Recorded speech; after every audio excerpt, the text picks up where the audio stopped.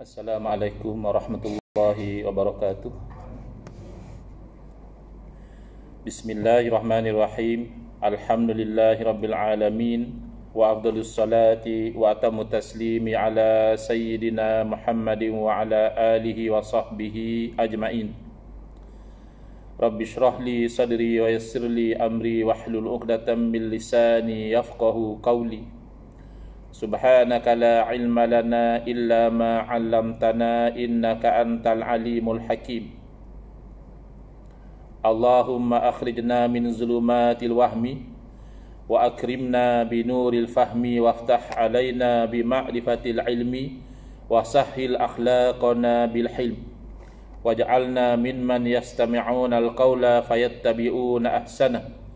Allahumma ati nufusana taqwaha wa zakkiha anta khairu man zakkaha anta waliyuha wa maulaha. Allahumma arinal haqqa haqqan warzuqna ittiba'ah wa arinal batila batilan warzuqna ijtinabah. Allahumma anfa'na bima 'allamtana wa 'allimna ma yanfa'una wa zidna ilman wa huda. Amma ba'd. Alhamdulillah, malam ni insyaAllah kita akan menyambung pengajian kuliah maghrib bulanan hari Selasa yang pertama, anjuran surah Al-Islah Taman Keramat, menggunakan kitab Masailut Tauhid, masalah-masalah yang berkaitan tentang ilmu Tauhid yang disusun oleh guru saya almarhum Tuan Guru Haji Muhammad Saman Kati rahimahullah ta'ala wa nafa'ana bihi wa bi'ulumihi fid daraini amin. Kita sampai ke muka surat 25 ya, cetakan Akademi Jawi Malaysia, iaitu masuk kepada kenyataan sifat nafsiyah. Dalam kuliah yang lalu telah disebut secara ringkas 20 sifat yang wajib bagi Allah Subhanahu Wa Taala. Yang wajib di sini berarti yang tidak boleh terima tiada, bukan wajib hukum syarak, iaitu kalau tak buat berdosa. Dalam satu ayat boleh jadi dengan dua makna yang berbeza. Satu wajib akli dan satu lagi wajib syarak. Sebagai contoh, kita katakan wajib ke atas setiap orang mukallaf untuk dia mengetahui dan meyakini 20 sifat yang wajib bagi Allah. Ada dua wajib dalam ayat tu ya. Wajib bagi seorang yang mukallaf bahawa dia mengetahui dan meyakini 20 sifat wajib bagi Allah. Jadi wajib yang pertama tu hukum syarak. Berarti kalau dia tidak mengetahui dan meyakini, berdosa. Sebab wajib syarak kalau kita tinggalkan, berdosa. Mengetahui dan meyakini 20 sifat yang wajib bagi Allah. Wajib yang kedua itu bukan hukum syarak tetapi hukum akli, iaitu 20 sifat yang akal yang sihat mengatakan mesti ada pada Allah sifat tu. Tak mungkin tak ada pada Allah sifat wujud, tak ada pada sifat Allah sifat qidam, tidak ada pada Allah sifat baqa dan seterusnya. Jadi sifat yang wajib ini, kalau kita teliti dari segi maknanya, boleh dibahagikan kepada 4. Pertama nafsiyah, kedua salbiyah, ketiga ma'ani, dan keempat maknawiyah. Jadi pembahagian ini tidaklah wajib diketahui oleh setiap mukallaf. Bukanlah berdosa, maknanya kalau satu orang dia tak tahu kalau ada di sana nafsiyah, salbiyah, ma'ani, maknawiyah, tidak. Ini hanya pendetilan ilmu sahaja. Yang penting dia yakin ya, bahawa Allah Ta'ala bersifat dengan segala sifat kesempurnaan ya. Yang asasnya itu yang 20 itulah. Dan mustahil Allah Ta'ala bersifat dengan sebarang sifat kekurangan. Adapun pembahagian yang 4 ini, tahu bagus, pendetilan ilmu, tidak tahu pun tidak sampai berdosa. Masuk kepada yang pertama. Soalan, apa makna nafsiyah? Dan nyatakan apa dia, dan sebutkan lawannya, dan dirikan dalil atasnya. Ada 4 perkara yang ditanya dalam satu soalan. Pertama makna, yang kedua apa dia, maknanya takrif dia, keterangannya apa. Kemudian sebutkan lawannya, opposite. Kemudian bawa dalil, jawapan. Makna nafsiyah itu iaitu kelakuan yang sabit bagi zat selama ada zat. Kerana nafs itu asal maknanya diri. Nafsi nisbah kepada diri. Kenapa nafsiyah? Kerana sifah kan dia muannas. Sifah maknawiyah. Dia sama-sama ada ta marbutah, ya. Tapi nisbah kepada diri. Padahal tiada dikeranakan dengan satu kerana, yakni kerana sifat yang lain. Yang ini kalau kita baca seminta selalu mungkin rasa macam susah nak faham, ya. Kelakuan yang sabit bagi zat selama ada zat, padahal tiada dikeranakan dengan satu kerana. Ini apa benda? Jadi sebenarnya dia nak mengeluarkan daripada takrif ini sifat maknawiyah. Maknawiyah inilah yang dikatakan dikeranakan oleh satu kerana. Kan maknawiyah ni dia nisbah kepada ma'ani.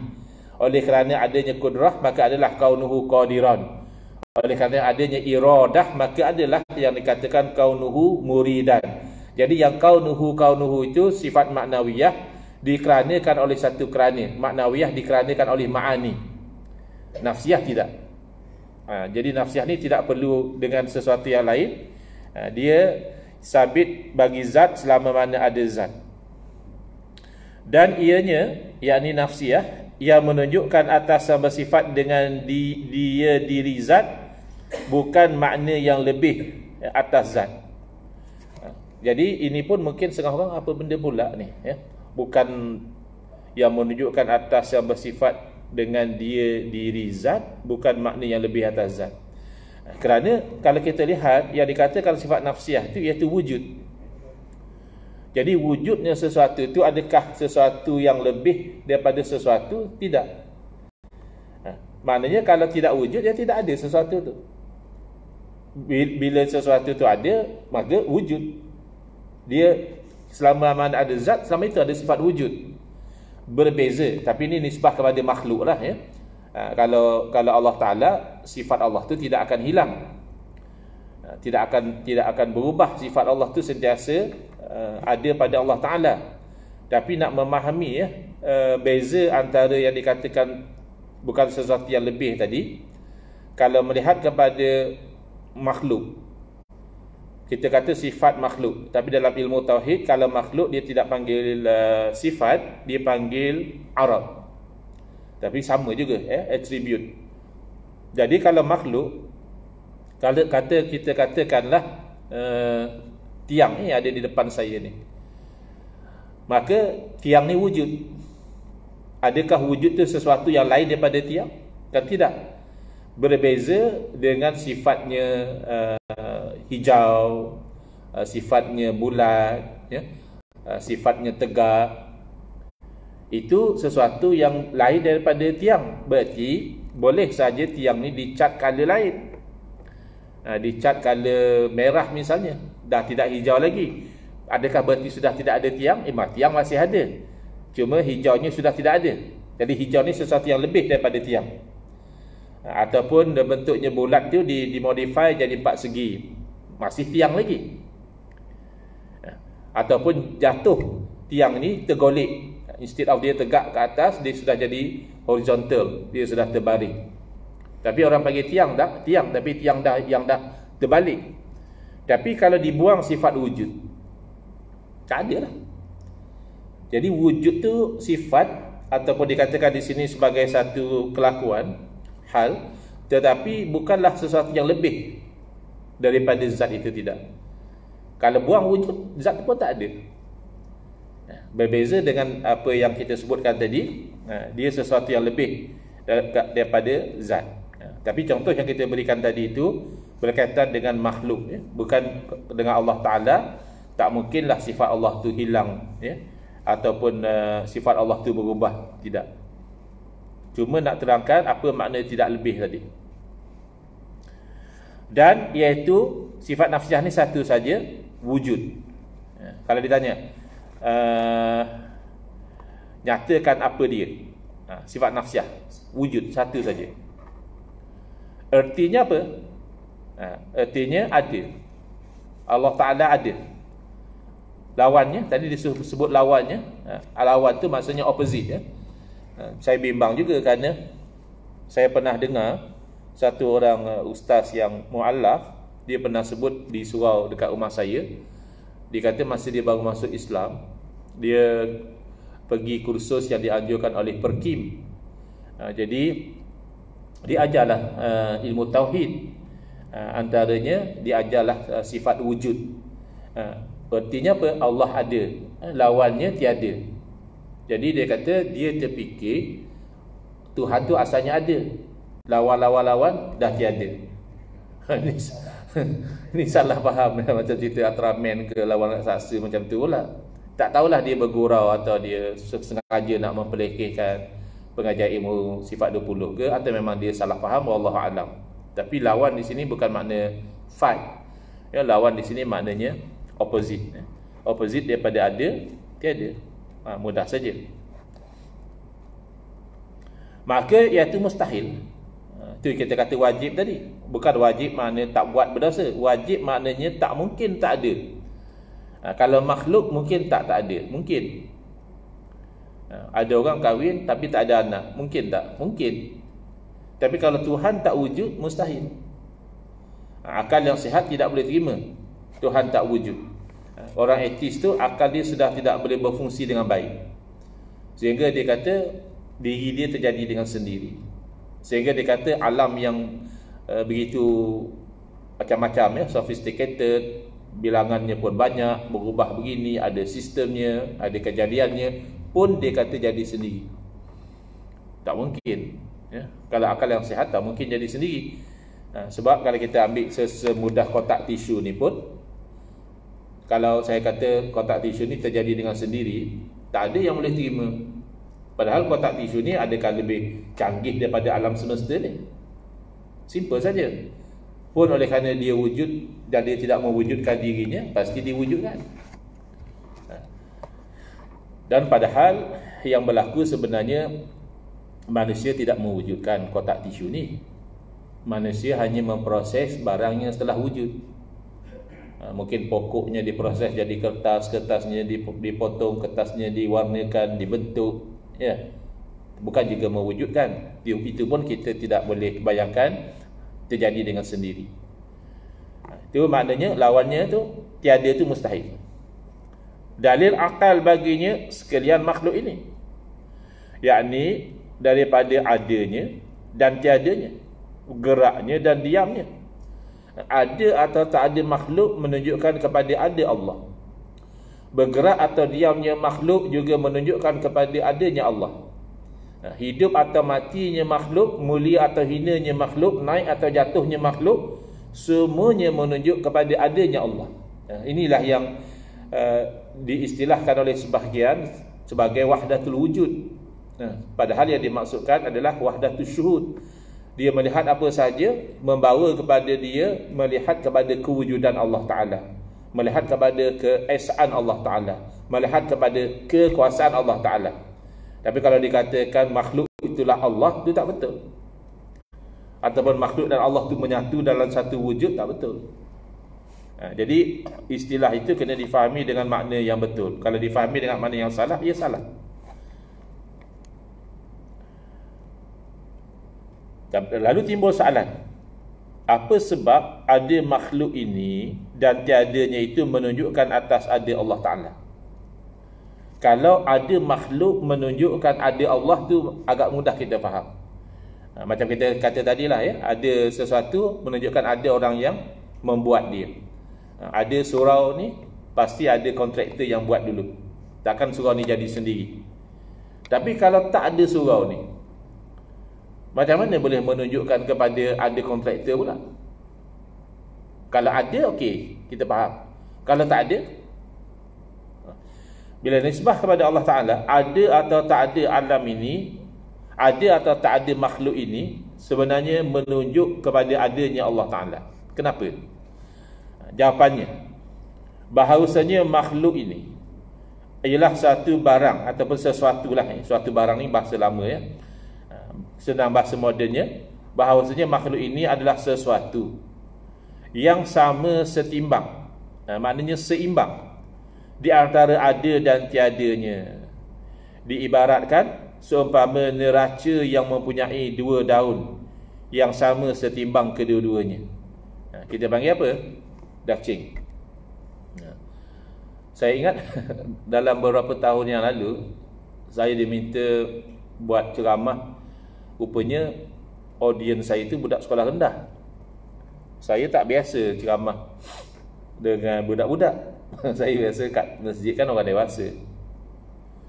Jadi saya fikir macam mana nak attract attention budak-budak.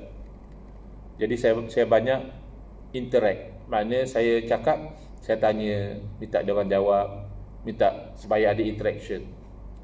Jadi saya gunakan slide. Saya nak cerita benda ni lah. Nak cerita tentang kewujudan Allah Ta'ala. Jadi saya tunjuk gambar dacing. Saya kata anak-anak pelajar ni apa? Dia kata BN. Budak-budak sekolah di Pulau Pinang, agaknya masa tu musim pilihan raya, dia tengok gambar tu, dia kata BN. Baik. Jadi asalnya kan seimbang. Antara kedua-duanya tu seimbang. Ada atau tidak ada sesuatu makhluk asalnya seimbang. Macam kita bagi contoh tadi, bila ada satu pasangan berkahwin, masa dia berkahwin tu kemungkinan dia dapat anak atau dia tak dapat anak tu seimbang. Ya? Mungkin satu masa lepas dia kahwin setahun 2 tahun dapat anak. Mungkin juga dah kahwin bertahun-tahun pun tak ada anak.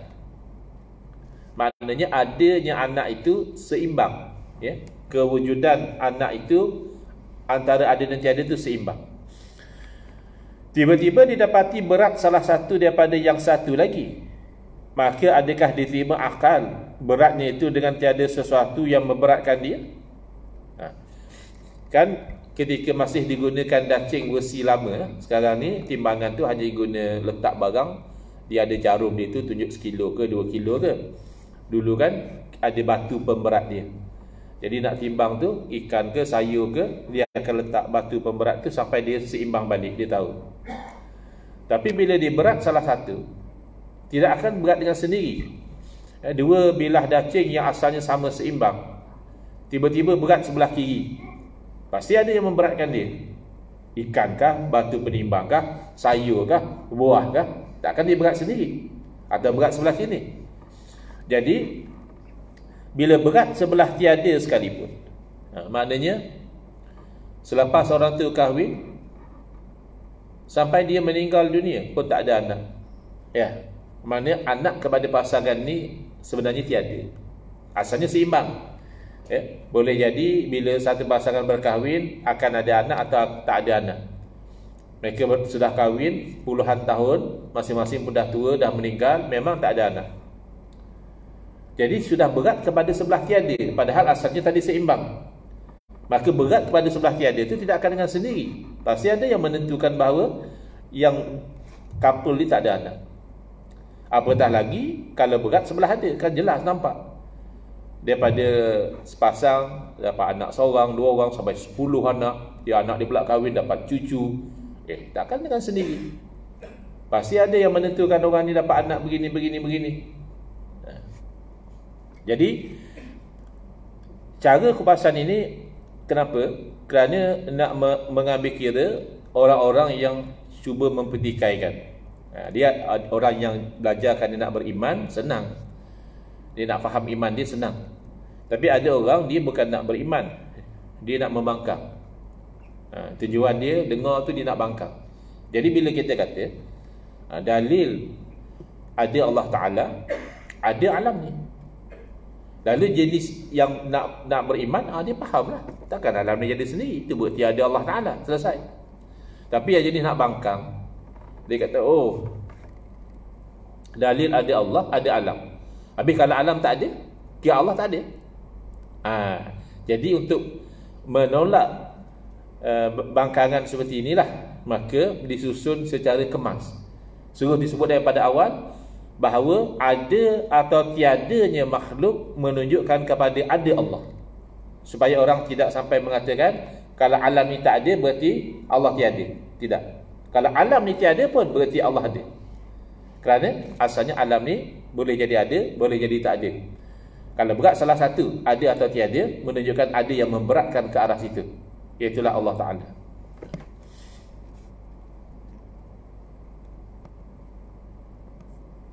Soalan, Tuhan yang menjadikan alam ini qadim atau baharu? Qadim maknanya tidak ada permulaan. Baharu berartinya dulu tiada, kemudian baru ada. Kalau qadim, mana dalil dikatakan qadim? Dan kalau baharu, tidakkah boleh menjadikan alam ini? Tak boleh ke Tuhan tu dulu tak ada, lepas tak ada barulah Tuhan ada, lepas Tuhan ada barulah Tuhan cipta alam ni? Tak boleh ke macam tu? Ini soalan yang ditanya.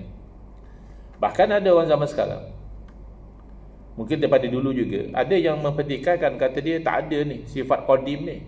Dalam Quran, hadis tak ada sebut pun bahawa Allah Ta'ala bersifat dengan sifat qadim. Mungkinlah istilah tu, ya, memang dalam Quran ada sebut qadim, tapi tidak dengan maksud yang kita maksudkan di sini, iaitu menafikan permulaan. Tetapi makna daripada qadim kan ijma'. Orang yang menolak, dia kata mana ada sifat qadim dalam Quran hadis, dia pun tak sampai menolak makna daripada sifat tu. Dia pun tak sampai mengatakan Allah dulu tak ada, kemudian ni baru Allah wujud. Dia pun tak akan kata macam itu. Kerana kalau kata macam itu kan jadi kafir. Seperti Allah juga makhluk. Sebab setiap yang dahulunya tidak wujud, kemudian baru wujud, pasti diwujudkan. Kerana tak mungkin sesuatu yang dulu tak wujud kemudian dia mewujudkan diri dia sendiri. Itu tak mungkin. Kalau dulu tak wujud, kemudian baru wujud, pasti diwujudkan. Maka mengatakan Allah dulu tak wujud, itu bawa kepada kufur. Jadi orang kalau dia bising-bising pun, dia hanya bising istilah saja. Mana ada istilah qadim ni, semua istilah yang bid'ah, tapi makna dia tidak akan tolak kalau dia orang Islam lah. Jadi soalan dia, Tuhan yang menjadikan alam ini qadim, yakni tidak ada permulaan wujudnya, atau baharu, berarti dahulu tidak wujud kemudian baru wujud. Kalau qadim, jawapannya mana dalil? Dan kalau baharu, tidakkah boleh menjadikan alam ini? Jawapan, Tuhan yang menjadikan alam ini qadim, lagi azali, zat dan sifat dan af'alnya. Jadi bukan zat Allah saja qadim, sifat Allah juga qadim. Sebab itu kita berpegang Al-Quran dengan arti kata kalamullah tu qadim. Bukan Al-Quran tu maksudnya mushafnya tu, kertasnya tu kan makhluk, dakwatnya tu makhluk, manusia yang membaca Al-Quran tu makhluk. Berarti suaranya ketika mengalunkan Al-Quran juga makhluk. Tapi Al-Quran dengan arti kata kalamullah, itu adalah qadim, kerana sifat Allah qadim. Kerana tidak upaya oleh mumkin. Mungkin ni makna sesuatu yang boleh wujud, boleh tak wujud. Kalau qadim makna mesti wujud. Kerana tidak upaya oleh mumkin mengadakan alam ini. Sebab mungkin itu jaizul wujud. Yang dikatakan mungkin ni dia boleh wujud, boleh tak wujud. Bila dia boleh wujud dan boleh tak wujud, maknanya dia sendiri itu diwujudkan. Sesuatu yang diwujudkan itu namanya makhluk. Bila makhluk, dia tidak boleh jadi khaliq. Macam kita cerita tadi lah. Ni kata saja ada orang buat kotak tisu, ya. Ada orang buat beg, ada orang buat mikrofon. Kata saja, hakikatnya tidak. Kerana yang dikatakan beg ni bahannya telah ada, hanya kan mereka proses. Yang dikatakan mikrofon ini bahannya dah ada. Tidak ada antara kita ni yang mewujudkan sesuatu dari tiada. Dari tiada kita wujudkan. Tidak. Kita hanya ambil barang sedia wujud, kita gabungkan, kita bakar, kita lebur, kita bekukan, kita bentukkan, kita cantumkan. Itu saja kerja kita. Maka tak mungkinlah kalau Allah itu baharu. Hanya kalau baharu, tidak akan mampu mengadakan alam ini.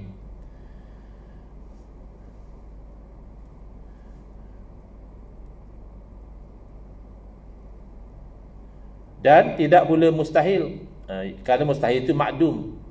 Kalau yang mungkin pun tidak menciptakan alam, apatah lagi yang mustahil, yang tak wujud. Yang tak wujud mana boleh menciptakan. Jadi yang boleh mewujudkan, yang wajibul wujud je lah. Yang jaizul wujud, yang boleh wujud, boleh tak wujud. Apatah lagi yang mustahilul wujud, yang tak mungkin wujud. Kedua ni tidak boleh menciptakan. Yang boleh menciptakan hanya yang wajibul wujud, yang mesti ada. Okay. Apa dalil naqal bagi wujud Allah Ta'ala? Banyaklah. Dalil naqal ni makna dalil wahyu. Panahlah dalam Quran hadis bercerita tentang kewujudan Allah Ta'ala. Cuma disebutkan di sini sebahagiannya. Allahu khaliqu kulli syai'. Allah yang menciptakan setiap sesuatu. Dan firman-Nya lagi, wa khalaqa kulla syai'in faqaddarahu taqdira. Dan dialah Allah yang menciptakan setiap sesuatu. Dan dia menentukan bagi setiap sesuatu itu takdir, ketentuan dan juga qadarnya. Selesai. Baik, tadi ditanya tentang dalil. Mana dalil wujud Allah Ta'ala? Lalu ditanya lagi, apa perbezaan antara dalil dan burhan? Kerana dalam kitab-kitab akidah kadang disebut dalil, kadang disebut burhan. Dalilu zalika, dalil perkara itu. Ada kadang disebut burhanu zalika. Apa beza dalil dengan burhan? Jawapan, bermula dalil dan burhan itu bersamaan keduanya. Jadi ada pandangan mengatakan tak ada beza. Dua perkataan sama maknanya. Dalil itulah burhan, burhan itulah dalil. Tetapi kata sebahagian ulama, burhan itu terlebih tentu daripada dalil. Maknanya burhan itu lebih kuat, lebih confirm lagi. Dalil ni dia menunjukkan, tapi dia tidak sekuat burhan. Kerana burhan itu barang yang tersusun daripada dua muqaddimah perkataan atau lebih, maka didapati daripadanya yakin. Bersalahan dalil. Dalil itu dia memang dia menunjukkan, tapi dia hanya zon saja. Ada kalanya bersusun, yakin. Ada kalanya tidak tersusun, maka zon. Mana dia punya indikasi itu tak kuat. Macam mana tu? Contoh, misalnya burhan itu seperti dikatakan, penyelongkar kubur itu mengambil harta dengan bersembunyi, dan tiap-tiap yang mengambil harta dengan bersembunyi itu mencuri, maka pencuri itu hukumnya dipotong tangan. Sebab orang nak bincang, kalau orang mencuri barang orang, memang itu bila cukup syarat-syaratnya, cukup nilainya, terbukti kesalahan itu, sabit hukum hudud, iaitu potong tangan untuk kesalahan mencuri. Maka timbul persoalan, orang yang curi kain kafan, dia kata penyelongkar kubur tu, bawa dah ke bumi, dia pergi gali balik, dia ambil kain kafan, dia tu pencuri ke tidak? Kalau nak katakan dia pencuri, kain kafan tu milik siapa? Kalau nak kata milik orang mati tidak boleh memiliki dah. Kalau dia bukan pencuri, tak bolehlah jatuhkan hukum potong tangan, mungkin takzir sajalah. Kalau dia pencuri, barulah dijatuhkan hukum potong tangan. Jadi burhan, keterangan yang menunjukkan bahawa dia itu pencuri adalah kerana dia mengambil harta orang lain secara sembunyi-sembunyi. Mana ada orang yang curi kain kafan tu, orang dek ramai lagi tepi kubur tu, dia pun selamba ambil cakul, tak ada. Dia tunggu orang dah balik, dia tengok tak ada orang, baru senyap-senyap dia kali. Pencuri lah tu. Jadi itu kuat dia punya hujah dia. Tapi dalil seperti dikatakan, tiap-tiap yang berpusing-pusing berjalan di malam hari dengan pedang itu pencuri, maka tiap-tiap pencuri itu dia potong tangan. Dia kata orang yang malam-malam dia merayau sana merayau sini, bawa pedang ataupun bawa senjata, pencuri tu. Maka kalau dia pencuri, dia kena potong tangan. Tak kuat. Sebab tak semestinya orang yang berpusing malam-malam bawa pedang tu dia pencuri. Pedang ni mungkin taklah zaman kita bawa senjata. Boleh jadi dia polis, boleh jadi dia security guard. Jadi dalil dia hanya indikasi. Boleh jadi juga dia pencuri, tapi tak kuat. Kerana belum pasti orang yang berpusing pada waktu malam dengan membawa senjata itu pencuri. Dia boleh jadi orang lain. Jadi kesimpulannya, di sisi sebahagian ulama, burhan itu dia lebih kuat daripada dalil. Di sisi yang lain mengatakan sama saja, burhan dan dalil itu sama.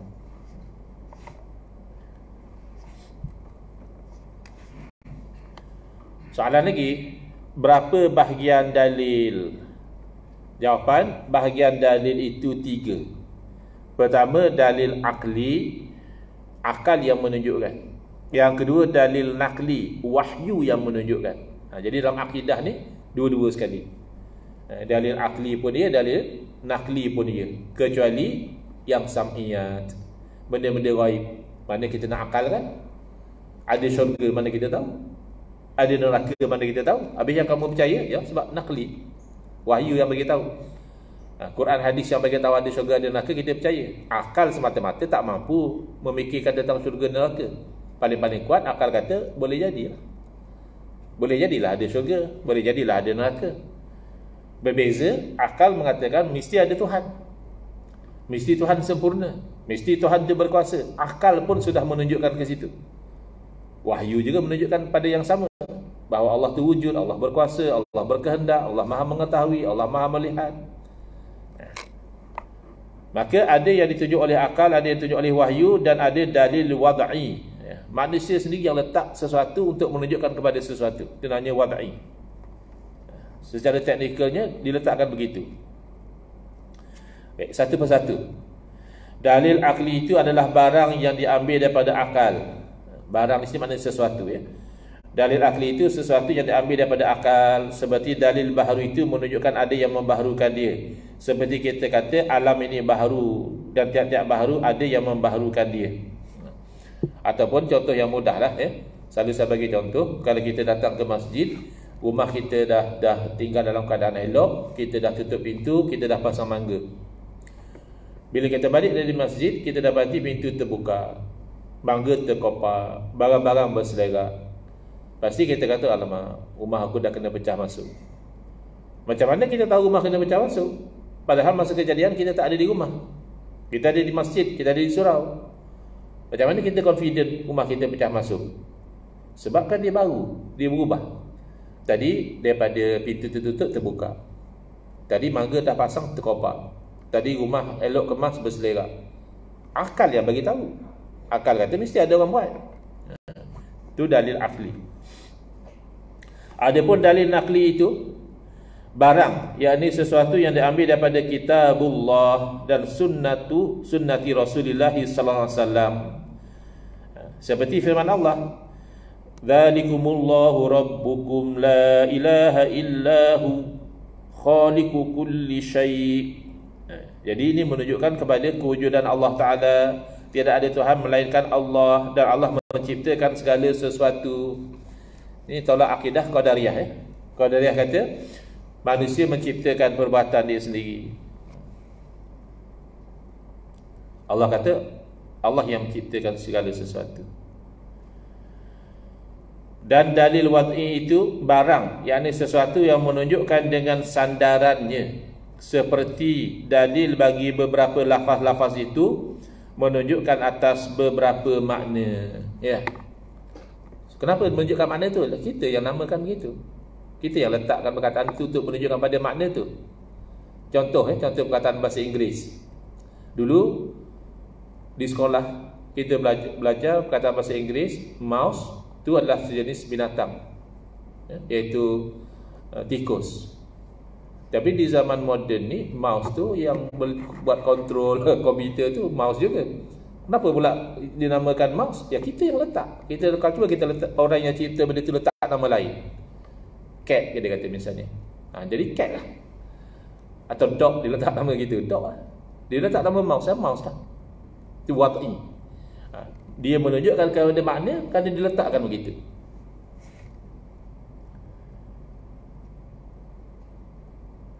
Kan ada istilah apa tu? Swafoto, selfie. Swafoto. Kenapa swafoto? Kenapa tak kata fotokan diri ke? Yalah, dia letak suka hati dia lah. Dia letak untuk makna macam itu. Itu namanya dalil wad'i. Baik, selesai sifat nafsiyah. Kita ada masa 3 minit lagi. 8.29, Isyak 8.32. Jadi masuk kepada salbiyah, tapi ringkas sajalah dulu.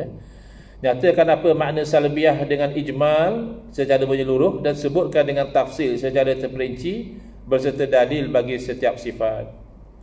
Salbi ni maknanya negatif. negate. Macam kita kata anasir salbiyah, unsur-unsur yang negatif.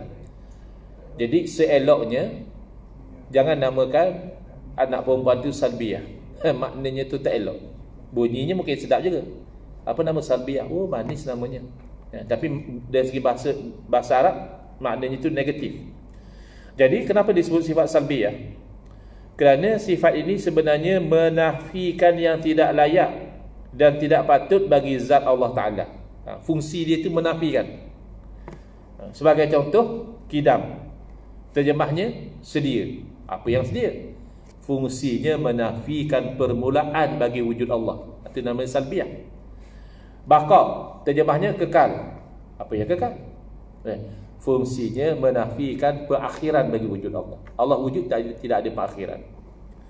Mukhalafatuhu ta'ala lil hawadis, bersalahan Allah Ta'ala dengan yang baru. Apa maknanya? Menafikan persamaan. Allah tak sama dengan makhluk. Makhluk tak sama seperti Allah. Qiyamuhu ta'ala binafsihi, berdirinya Allah Ta'ala dengan sendiri. Ini lagi jenuh. Kalau main terjemah macam tu saja, macam mana pula Allah berdiri? Berdiri dengan sendiri. Orang manusia yang sihat boleh berdiri sendiri. Yang tak boleh berdiri sendiri orang sakit. Bukan. Qiyamuhu ta'ala binafsihi ini adalah menafikan Allah berhajat kepada yang lain. Walaupun Allah ada malaikat yang kerjanya begini, tugasnya begini, bukan kerana Allah berhajat. Tanpa malaikat pun Allah boleh lakukan segala-galanya. Kemudian wahdaniyah, esa. Apa dia esa? Iaitu menafikan berbilang-bilang, menafikan banyak. Dalam bahasa Arab disebut kam. Menafikan kam, menafikan banyak pada zat, menafikan banyak pada sifat, dan menafikan banyak pada af'al. Kita sebut saja dulu huraiannya, insya-Allah dalam kuliah yang akan datang. Wallahu subhanahu wa ta'ala a'lam. Bismillahirrahmanirrahim. Alhamdulillahirabbil alamin. Wassalatu wassalamu ala asyrafil anbiya'i wal mursalin wa ala alihi wa sahbihi ajma'in. Allahumma shrah sudurana wa ahsin akhlaqana wa azim ujurana wa nawwir qulubana bi nuri hidayatika kama tarda bi nuri syamsika abadan abada bi rahmatika ya arhamar rahimin. Walhamdulillahirabbil alamin. Amin ya rabbal alamin wal afu minkum.